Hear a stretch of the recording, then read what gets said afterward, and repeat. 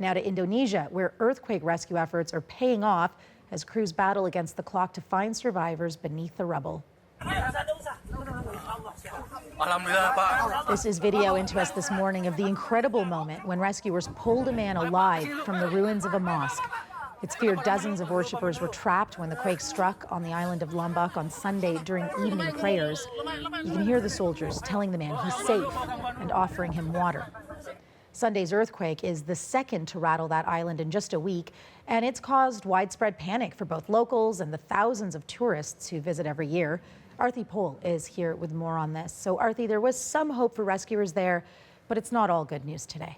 Right. I mean, those are extraordinary pictures when we are seeing someone who was trapped actually being rescued and having survived that powerful earthquake that struck Lombok Island over the weekend. But we do know, in fact, that the death toll continues to rise. And we've got some numbers that are up to date to share with you here. And again, this is from the Disaster Mitigation Agency in Indonesia. At this stage, they're saying 105 people killed.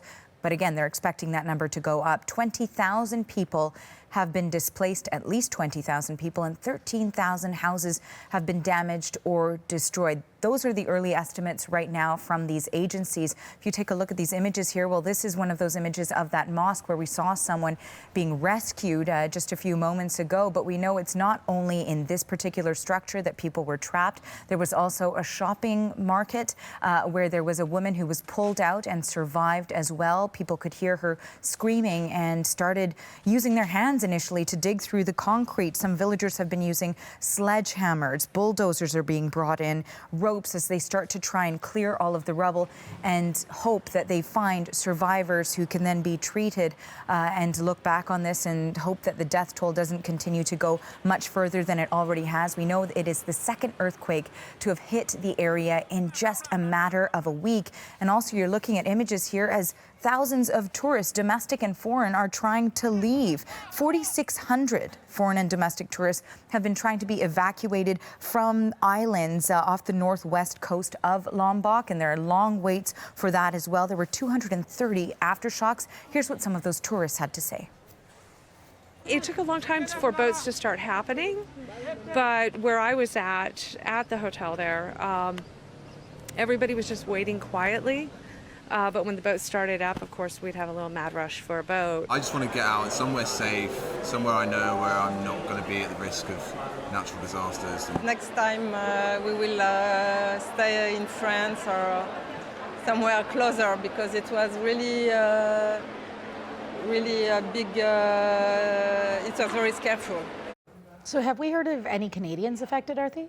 You know, in fact, Global Affairs Canada has said that there are as many as 2,200 Canadians that are in Indonesia. Those are just the ones that are registered with Global Affairs Canada. Of course, we know it is a popular tourist destination for so many Canadians. At least 480 are registered in Bali, and we know individuals there could also feel the impact of that earthquake that hit Lombok Island. In terms of actually getting in touch with some Canadians, CBC News did manage to reach out to one family that is in fact trying to make its way to Bali and get out safely from there if they can. This is a family of 4 that has been traveling for most of the year, and one of the daughters has been fighting cancer for more than a decade. Here's what her mom had to say.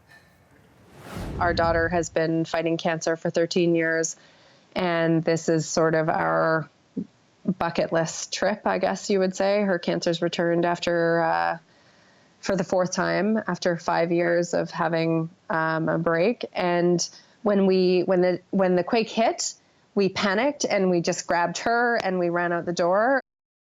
Clearly a terrifying situation. And there also is one other Canadian couple from Gatineau, Quebec, and we did get a chance to touch base with them as well. And they say they're safe now. They have experienced both of those earthquakes in Indonesia, in fact, over the past week or so now, but they say they have no plans to cut their trip short. Rashmi. Thank you, Arthi. You're welcome.